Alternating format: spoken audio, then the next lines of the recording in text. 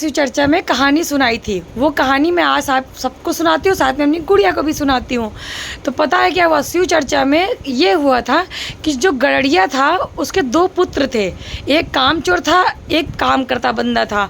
तो जो कामचोर था वो दिन भर खटिया में ही लेटा रहता था, और जो काम करता था वो तो बिजनेस करता था, घर का काम भी करता था, और जाते जाते शिवलिंग पे जल भी चढ़ा देता था।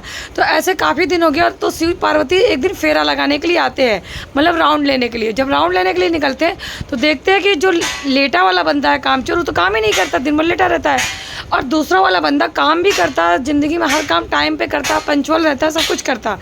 तो शंकर जी ने कहा पार्वती जी से कि देख रही हो मेरा भक्त कैसा है, तुम्हारा भक्त देखो कैसा है, इसको कुछ ऐसा गणित करो जो कि काम करने लगे। तो पार्वती जी ने कहा क्या करूं क्या करूं। तो शंकर जी से बोला कि आप कुछ दिमाग दीजिए ना, क्योंकि आपके पास ज़्यादा दिमाग है। तो उन्होंने कहा ठीक है। तो इसके बाद में पार्वती मैया ने शंकर जी से गुहार लगाते हुए कहा।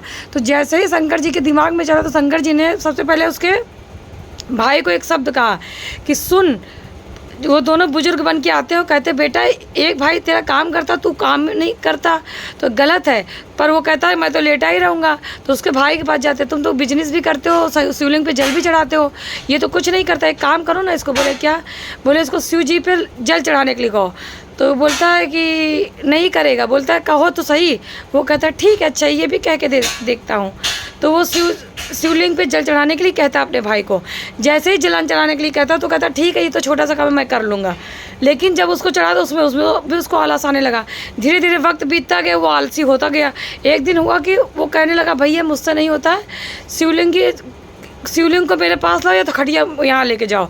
तो जो बड़ा वाला मतलब जो भाई था वो, अब बड़ा था छोटा मैं भूल गई, फिर बाद में वो लेके जाता है, जब शिवलिंग के पास में रख देता। लेकिन उसको तो काम चोरी करनी थी, उसको तो कुछ करना ही नहीं था। तो ऐसे करके फिर से दिन बीतता गया और वो धीरे धीरे करके पत्थर का होने लगा। मतलब एकदम से जंग लग गई उसके शरीर पे, कोई काम नहीं करता था वो। धीरे धीरे करके वक्त बीतता गया, फिर वो एक दिन एकदम पत्थर का हो गया। तो सिर्फ मुंह खुला रह गया। तो उसने कहा भैया मैं खाना कैसे खाऊं, भूख भी लगी है और मैं तो पत्थर का हो गया। तो उसने कहा एक काम करेगा। बोले क्या? क्यों कहीं जा मत, सिर्फ शिवलिंग पे जल चढ़ा दे क्या होता है। 2 दिन चढ़ाया, 3 दिन चढ़ाया, धीरे धीरे करके मुंह खुलने लगा। धीरे धीरे करके ऐसे करते करते करते करते साल बीतते गए और शरीर पूरा ढीला होता गया, मतलब शरीर सही हो गई। तो उसने फिर हाथ जोड़ा और उसने फिर अपना काम स्टार्ट किया। फिर शिव पार्वती वहाँ से आए, जो बुजुर्ग शिव पार्वती मतलब बन के आए थे, वो आकर के दोनों को आशीर्वाद देते हो, कहते पुत्र तूने जो मेरे लिए किया था उसका फल मैं तेरे भाई को भी देता हूँ, और तूने इसको प्रोत्साहन दिया इसलिए मैं तुझे भी देता हूँ। इसलिए जो भी शिव चर्चा कर रहा था उसको बहुत बड़ा फल मिलता है, जो सुनता है उसको भी फल मिलता है। बोलो जय भोले बाबा की, हर हर महादेव।